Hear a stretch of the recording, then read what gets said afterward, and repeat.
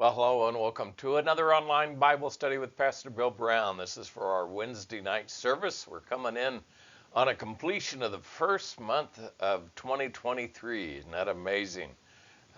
2022 is quickly gone, and now we are already almost gone with the first month of the year of 2023. We're going to be looking at a subject, bitterness. Not a good subject, but one that we necessarily need to pay attention to. We're going to do a little word study on it. We're going to begin with Ephesians chapter 4 and verse 31, where it says, "Let all bitterness and wrath and anger and clamor and evil speaking be put away from you with all malice." Just taking that verse and that phrasing that's there of let all bitterness be put away from you. The idea, and of course, there's different words that we can look at. Greek word has the word is pikros, pikria, pikrenos, pikreno, different versions of it, but it's all basically the same meaning. It's used some 12 times in 12 different verses. It's translated bitter, bitterness, bitterly. But in the Old Testament, we find it's used some 38 times, and it's translated angry, chafed, heavy, or discontented. Of course, again, bitter, bitterness, bitterly. The English words are used some 53 times in 57 different verses. It's used to describe and to explain. It's used to illustrate and express, usually some sort of infection or impairment. It's used literally and figuratively. The antonym, that means the opposite. Very interesting in telling again, it is the words sweet or pleasant or gladly.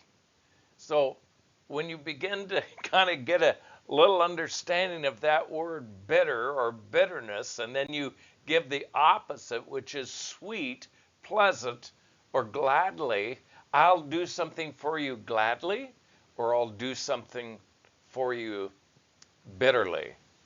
I am very pleased with how things are going. I'm very discontented or bitter of how things are going.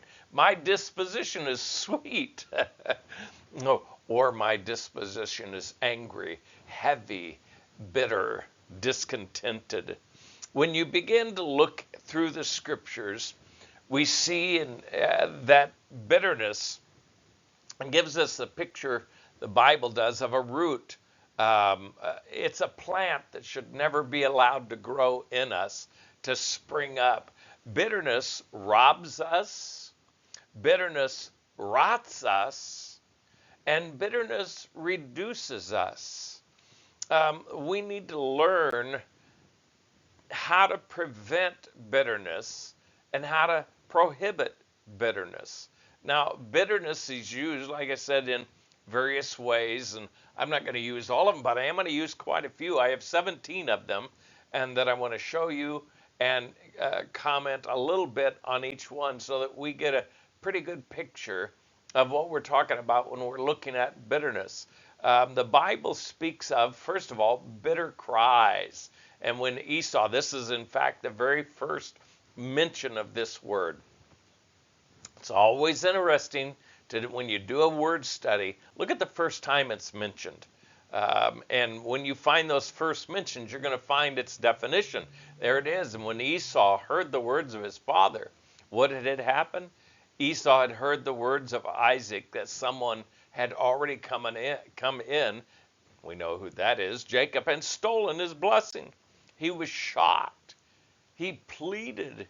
And notice this, and when Esau heard the words of his father, he cried with a great and exceeding bitter cry, and said unto his father, Bless me, even me also, O my father. He literally screamed with bitterness. That's the point of that. That anxiety, that anger that had happened to him, somebody, the shocking discontent that was there in his life. Not only bitter cries, but bitter weeping. Jeremiah 31 and verse 15 said, "Thus saith the Lord, a voice was heard in Ramah, lamentation and bitter weeping." Rahel, weeping for her children, refused to be comforted for her children because they were not. We see the women of Israel crying with a great bitterness for the children that were going to be slaughtered, will be slaughtered, and are slaughtered. Even the fact that we're talking about when the children were slaughtered, that during the time of Christ trying to kill the Savior, we see not only bitter weeping, and you can imagine the weeping, the kind of bitter weeping that would be, how it would sound. Same way that we saw with Esau. Then we find bitter lives. In Exodus chapter 1, verse 14, it says, "And they made their lives," talking about the Egyptians, they made the Israeli lives bitter. How so? With hard bondage, in mortar and in brick, and in all manner of service in the field. All their service wherein they made them serve was with rigor, with hardness. They were discontented. They were angry with how things were going. It robbed them. It rotted them. It reduced them. It was really something that was heavy. It was angry and on their part. So they were bothered by it a great deal. Not only bitter lies, but we find bitter herbs. Bitter herbs, we know about that one in Exodus 12 and 8. "And they shall eat the flesh in that night, roast with fire and unleavened bread, and with bitter herbs they shall eat it." Why? To remind them of the bitterness, of how that they called unto God in bitterness, how that they cried in bitterness. They were distressed. The bitter herbs were to remind them always of the bitterness they experienced in their slavery. Once released, like a lot of times, once we're out of the way of that danger, that problem, the bitterness seems to go away. Our memory fails us. And so this was to remind them so that they would never forget the bitterness of the bondage. And we find bitter waters in Exodus 15 and 23. When they came to Marah, they could not drink of the waters of Marah. Both those words mean bitter, for they were bitter. Therefore, the name of it was called Marah. I won't spend any more time, but it's talking about to the taste, how that it was awful, how that the bitter waters could not be drank. Bitterness robs you. Bitterness rots you. Bitterness reduces any pleasure in your life. And we find not only bitter waters, but bitter words. In Psalm 64 and verse 3, he talks about words that defile, words. Well, let me read it and then we'll go on. Verse 3, "Who whet their tongue like a sword and bend their bows to shoot their arrows, even bitter words." Words that challenge the faith and trust in God. Words that cut. Words that are crafted with the purpose of destroying the faith of the very elect. That's what he's talking about here. Bitter words, and that can come at us even today. Bitter words, and then bitter envying, where we go to James chapter 3 and verse 15. Again, a different word here as far as the underlying word is no longer the Mara that's used in the Hebrew, but the different Greek word, different form of it, pikros, pikaria, anos, and it just seems here bitter envying. Now, with that, it means bitter jealousy. It refers to really to a heated and a godless spirit of ambition and and or a contention that's aggravated by boasting. But if ye have bitter envying and strife in your hearts, glory not and lie not against the truth. Bitterness is against the truth. Bitterness is destructive. So I was saying it's aggravated by boasting, that envying that's there. Then Revelation tells us about a bitter belly. I remember a message that I preached on this of having a bitter bellyache. And that's exactly what it is, where both verses 9 and 10 use it. We'll just read verse 9 here where it says, And I went unto the angel and said unto him, Give me the little book. And he said unto me, Take it and eat it up, and it shall make thy belly bitter, but it shall be in thy mouth as sweet as honey. Just the opposite in the mouth as it is in the belly. It'll be sweet. That's again, bitter, sweet. We need to understand that difference that's there. You can be bitter or you can be sweet. That usually has to do with how we talk to other people, how we act towards other people.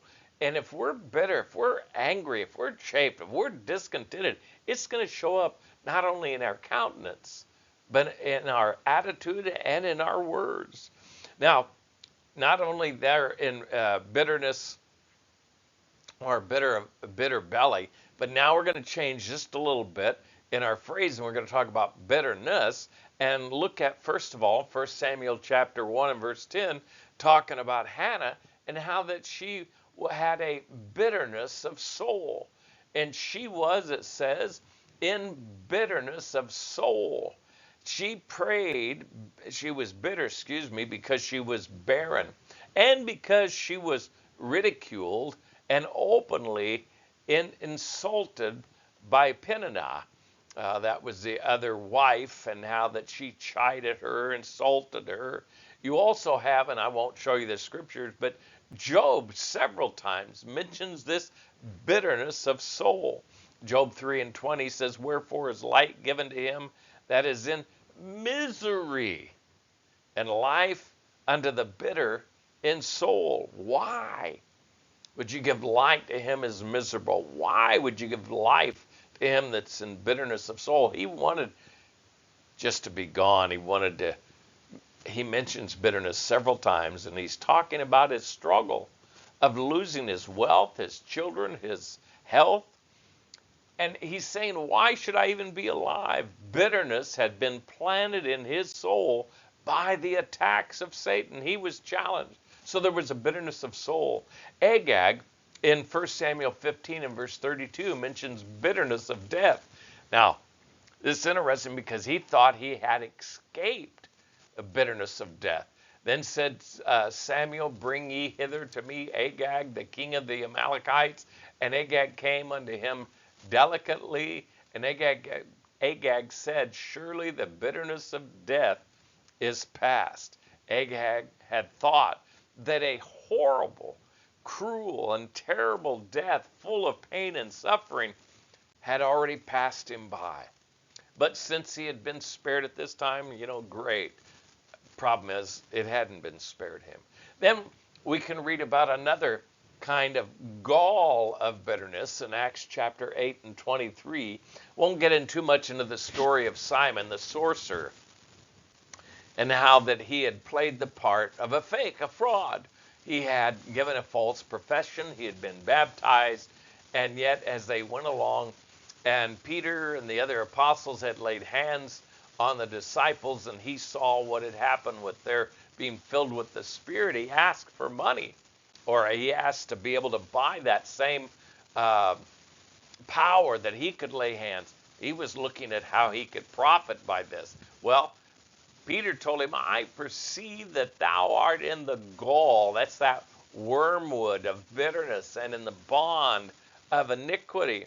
He was in a state of unbelief. He was a man with a terrible, infectious sin. What was that sin? Unbelief. Fleshly ambition and greed stood up instead of the Spirit of God in him. Peter saw this man as being one who was held fast in sin. This man was never saved. He was in the gall of bitterness.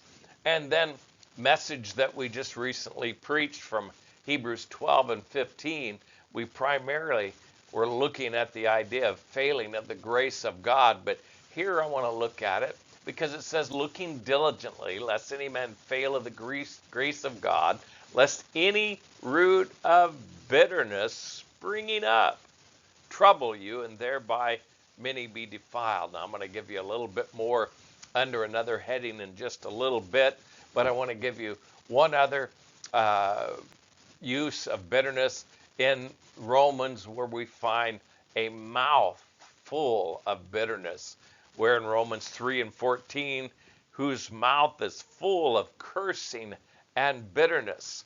He's talking about the unregenerate man. He's the one who curses God. He is full of cursing and full of bitterness.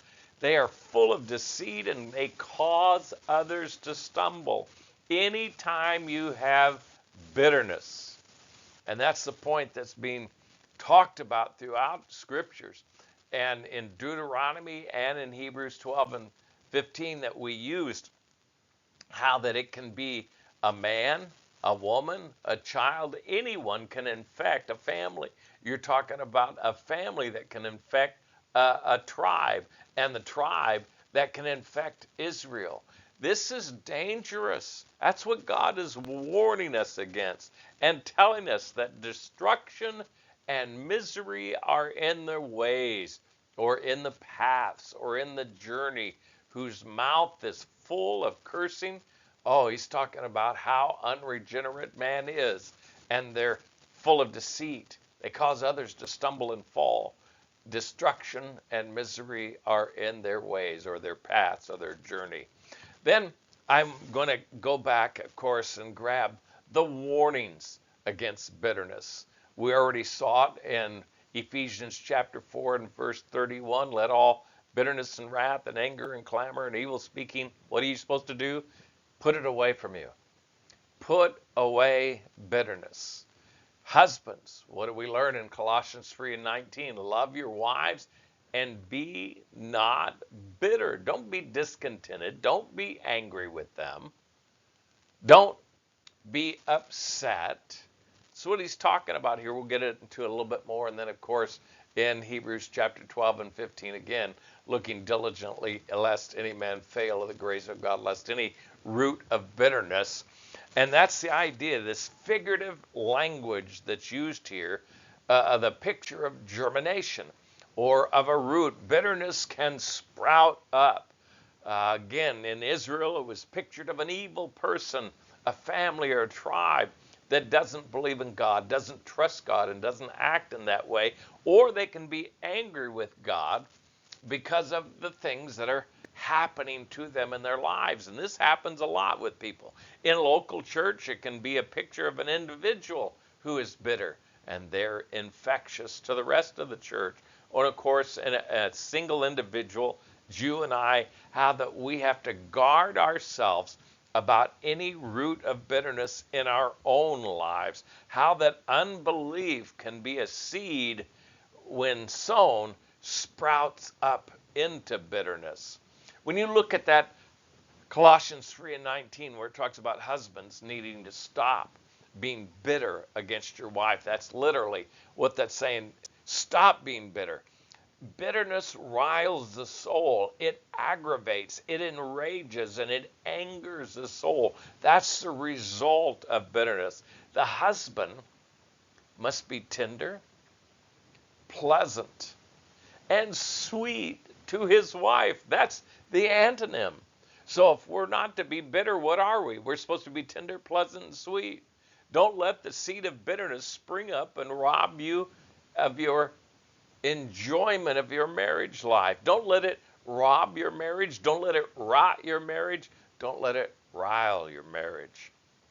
When we used Ephesians 4:31, which is our text, these are the things that we must put away. All of those human passions that come as a result of our fallen nature.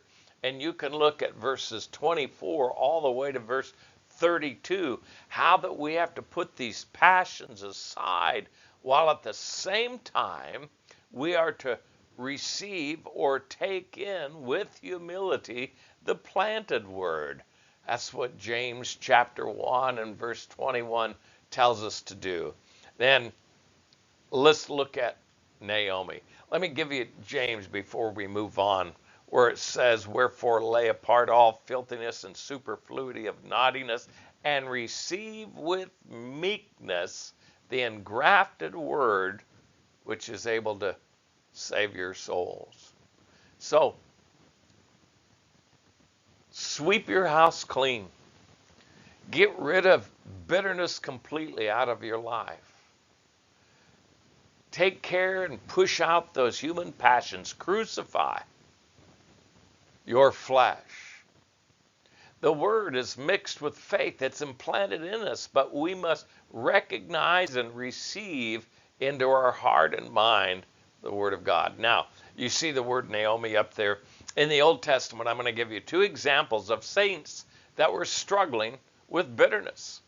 It's really how they looked at their particular experiences. Naomi, we should know, name means pleasant. But when she returns to Israel, she tells others to call her Mara, or bitterness. She said unto them, "Call me not Naomi, call me Mara, for the Almighty hath dealt very bitterly with me." She was discontent. I wouldn't venture to make this dogmatic, but it makes me think that she was even somewhat angry with God of how everything that happened. Remember that she had lost her family, lost her husband, lost her son. Everything had fallen apart. So the way that she understood it, the way she received it, planted in her the root of bitterness. She did not see the hand of providence blessing her. She did not see the grace of God, at least not at first. She saw it later. The reason why I have that verse down at the bottom is because I want to show you verse 13, where it says, she's speaking to her daughter, "Would you tarry for them till they were grown, or sons? Would you stay for them from having husbands? Nay, my daughters, for it grieveth me much for your sake, that the hand of the Lord is gone out against me." When we begin to see that only evil is intended against us, we lose our sight of God's goodness. She saw the hardness, the loss, the grief, and it began to characterize her attitude instead of just her experiences. When you see your relationship with God based on your bad experiences, you're planting a root of bitterness that will soon overcome your proper vision of God. Now, you see that she told him to call her not Naomi. You know what? She's called Naomi 14 times after that in the book of Ruth. She's not a bitter woman after that. I think she got a hold of that. The other one I want to show you is Jeremiah, and I've got to be quick on this one, but Jeremiah also wrote about being bitter, and he did so in Lamentations. Of course, we see it in Jeremiah, but I'm going to use Lamentation chapter 3 and verse 15, where Jeremiah says, "He hath filled me with bitterness." God, he says, has filled me with bitterness. "He hath made me drunken with wormwood."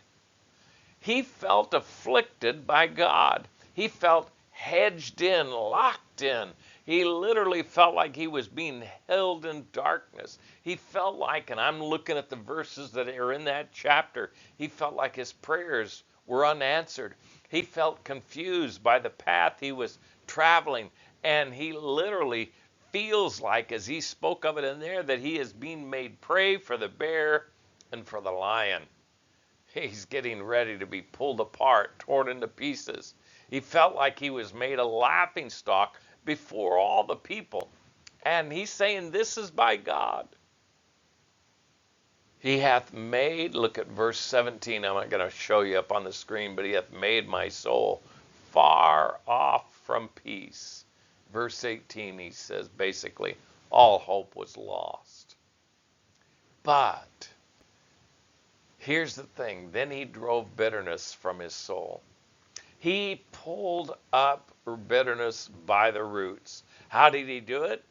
Number one, he was humbled by it all. He remembered, he called this to mind. Notice the verses here. Lamentations 3:20. My soul hath them still in remembrance and is humbled in me. This I call to my mind. Therefore I have hope. It is of the Lord's mercies that we are not consumed, because compassions fail not. They are new every morning. Great is thy faithfulness. And then what does he say in verse 26? He says, it is good that a man should both hope and quietly wait for the salvation of the Lord. You see, it's important. If you find yourself beginning to be corrupted by bitterness, you need to look, recall in your mind that it's by the Lord's mercies you're not consumed. His compassions fail not. That's exactly the opposite kind of thinking from what bitterness is. Bitterness is we're discontent, we're angry, we're chafed, we're bugged, we're bothered. I'm upset by all these things that are happening to me, Lord. Why are you letting this happen?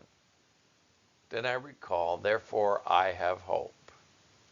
It is of the Lord's mercies that we are not consumed, because his compassions fail not.